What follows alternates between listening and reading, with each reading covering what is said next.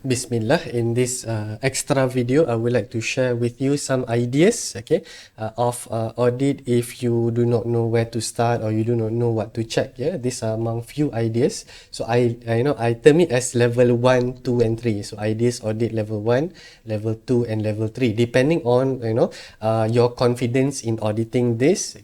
This just show that even though you don't have experience becoming an auditor, anyone can just simply check. Okay, because you are engaged in this process anyway in your own department, so anyone can actually be auditor. Okay, right now, so let's say the lowest level, of ideas to audit would be checking these two things.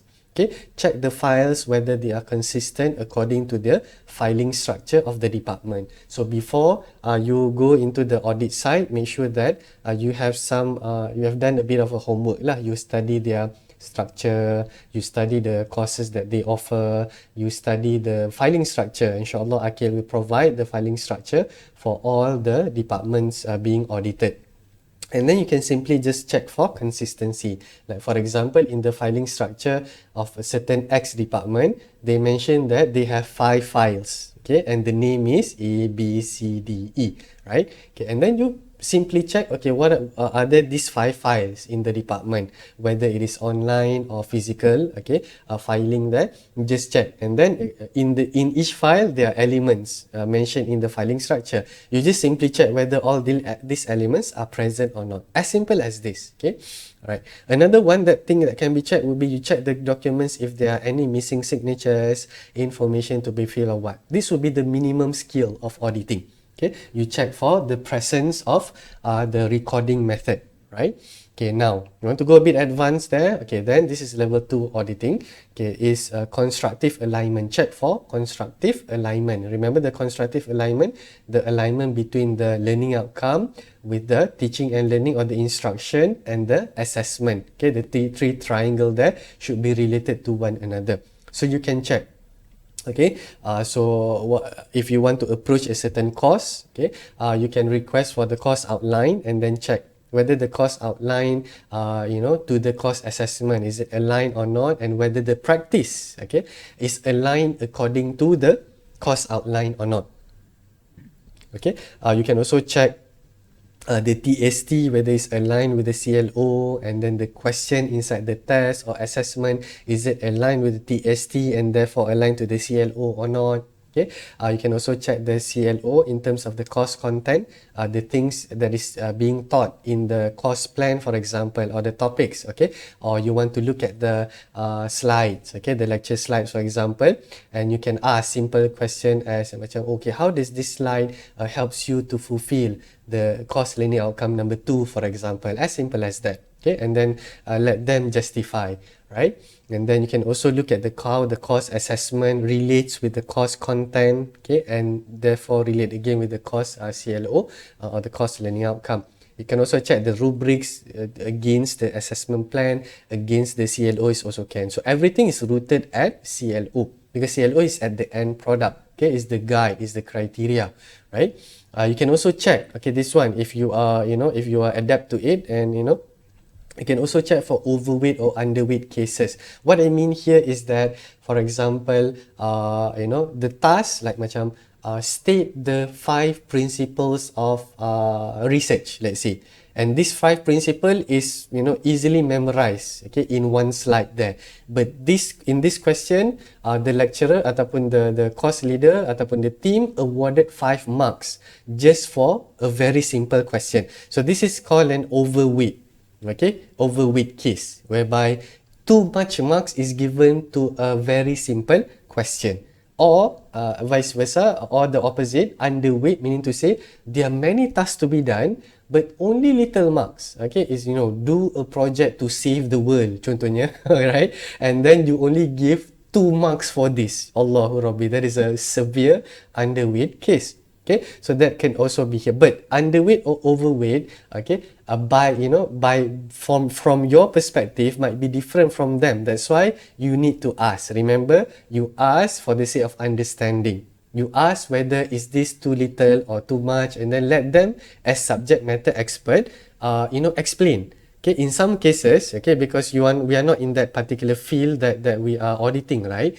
Okay, we do not understand that to us it's something very hard, but to them in that field, okay, they say that this is actually very easy, and then let them justify. Okay, so long as they are able to justify, it should be no problem. So this is an example of auditing overweight or underweight cases. Okay, this one is already really good enough if you are just focusing on this. Okay, but if you have extra time as well and you want to go further up, okay, you may also ask how the department or the auditee handle risk in processes that they engage in. Okay, like for example, certain assessment requires UC. Okay, these are more advanced, nak katanya very specific cases lah that you want to deal with. Like for example, in the assessment, all the assessment involve verbal speaking. Okay, verbal speaking, verbal presentation or verbal speaking. So all the assessment involve that. Okay, then how do they actually handle risk whereby certain people, they are not able to speak properly? Okay, they're suffering from stuttering, for example, or in real cases, which one of my students actually suffered from, okay, is they have anxiety in public speaking or anxiety in presenting. Okay, how would they deal with this kind of situation? Okay, so these are examples lah. If you notice, okay, this kind of things here, you may ask, and then to stimulate creativity among the method. These are things that we also need to consider as well. But don't spend too much time on this lah in particular. Okay, but spend the most time on level 2 audit first.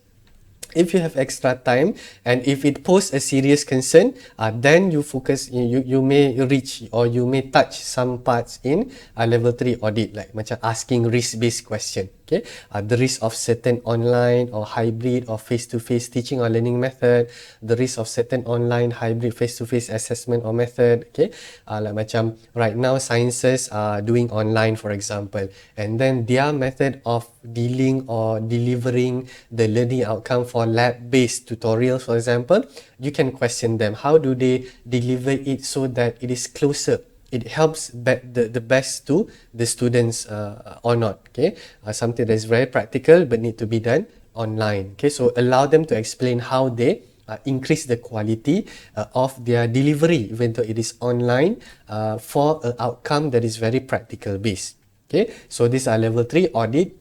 Touch them, one or twice at least. Okay, in one session there, it would be nice. Okay, to stretch a bit the flexibility and the creativity of the auditee.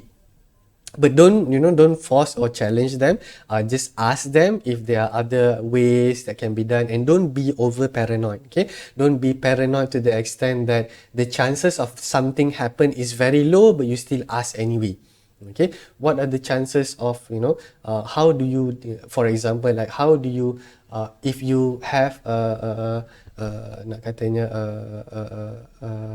a schizophrenic student, a heavily focused schizophrenic student, how do you amend the assessment?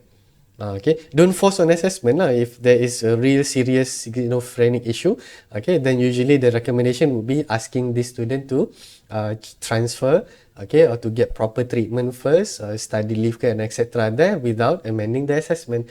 Okay, so don't be overly paranoid lah to the extent, but touch occasionally if you have the chance to.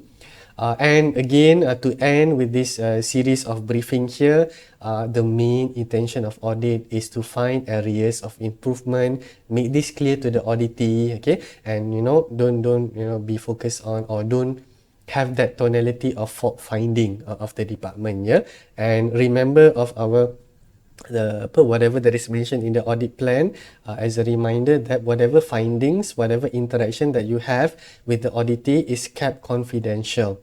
Okay, is kept confidential. Jangan lepas ni duk pergi cerita, kau tahu tak, okay, this department buat macam ni, orang ni macam ni, okay. So these are all aib. Okay, so when we are auditors, okay, everything should be kept confidential, highly strictly confidential, whatever the findings that you have, okay, whatever issues that is being raised in the audit session. Okay, that's it. Happy learning by participating in the express audit session, and thank you for viewing this video, inshallah. So for whatever questions that you have throughout this content of this video briefing, feel free to post your question in our WhatsApp group. Okay, WhatsApp group, so that I can rectify that, inshallah. So that's it. Thank you. Assalamu alaikum.